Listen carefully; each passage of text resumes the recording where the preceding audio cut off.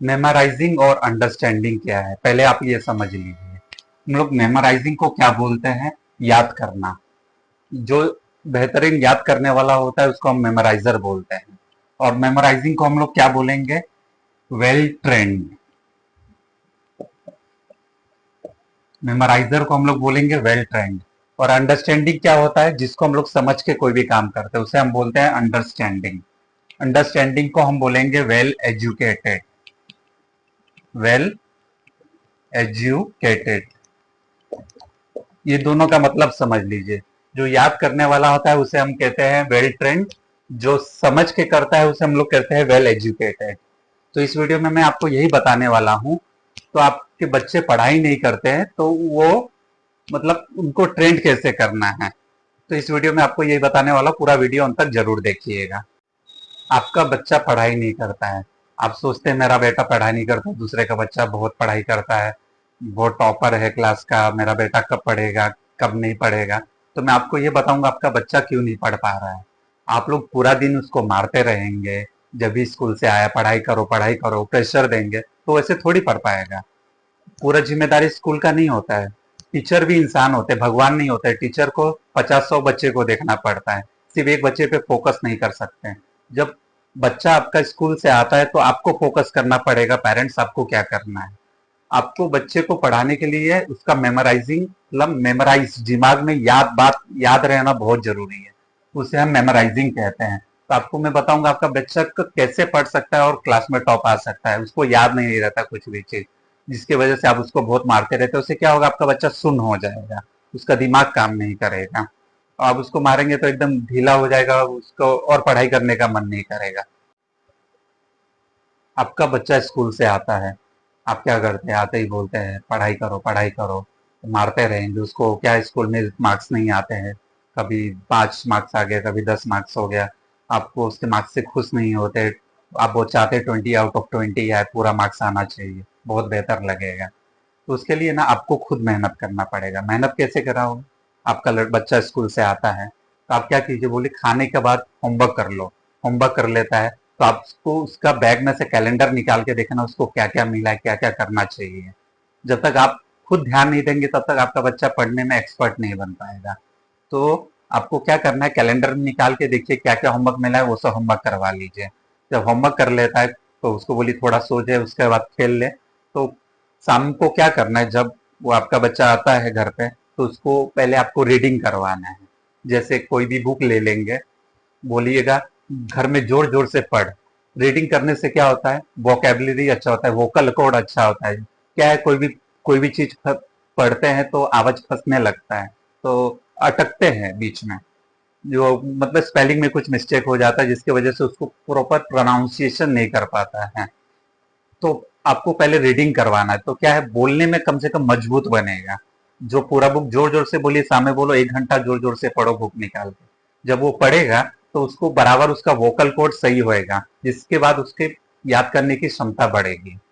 पढ़ नहीं पाता है क्योंकि वो बराबर से उस वर्ड को एक्सप्रेस नहीं कर पाता है, उसको समझ नहीं पाता है। तो आपको पहले उसको समझाना होगा ये वर्ड क्या है, उसको रीड करवाना होगा। रीड करने से वो उसका आवाज एकदम सही हो जाएगा, उसको बराबर जो वर्ड में मिस्टेक होता है बीच में बोलने बोलने में अटकेगा नहीं, फास्ट होएगा।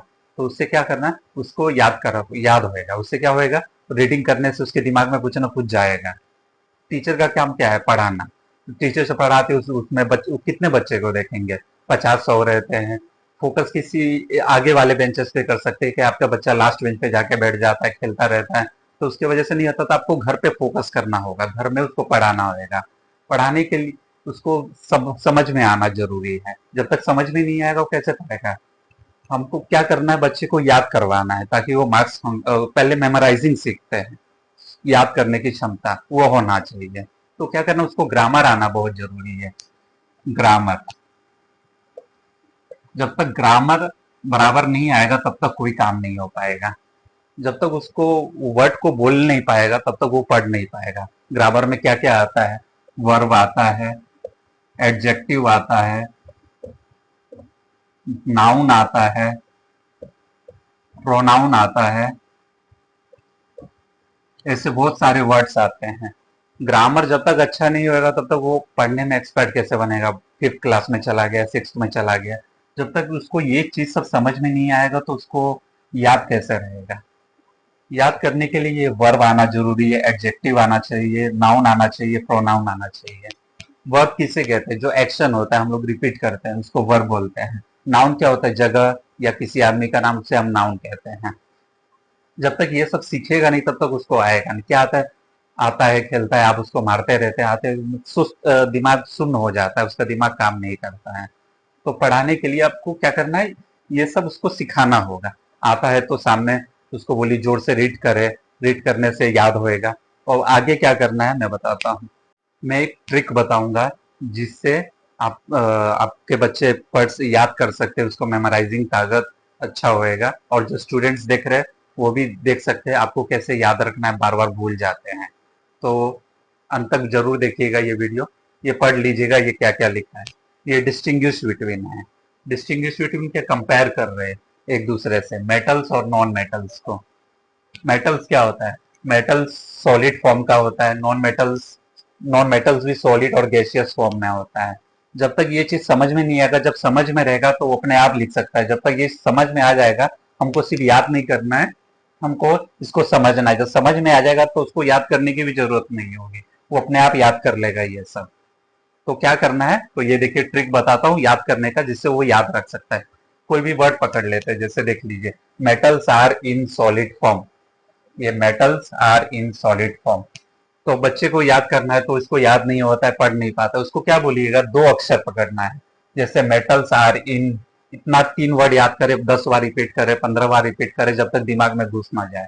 Metals are in, metals are in, ऐसे 10-15 बार रिपीट करेगा तो उसके दिमाग में घुस जाएगा।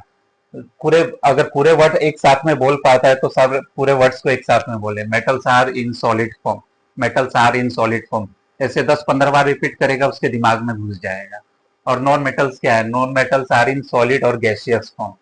Non metals are in the solid और गैसियस फॉर्म, ऐसे 10-15 बार बोलेगा तो उसको याद हो जाएगा। अगर पूरा वर्ड नहीं होता है तो ये 3 वर्ड पहले पकड़ ले, इसको याद करें।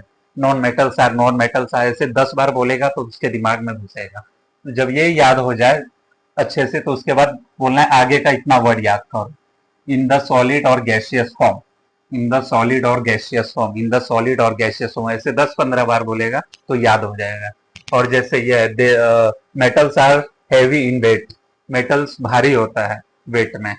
और नॉन मेटल्स होते हैं जो लाइट रहता है, भारी भी होते हैं और भारी नहीं भी होते हैं, बहुत सारे चीज है।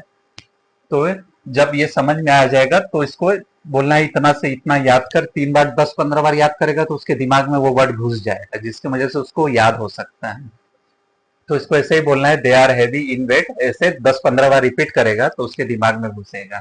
They are light in weight, ऐसे 10-15 बार इसको रिपीट करेगा तो याद हो जाएगा। उसके बाद जब हो जाए तो उसको अलग से बुक बंद करके उसके बाद बोलना है जो याद किए तो वो एक बार पढ़ के दिखाओ।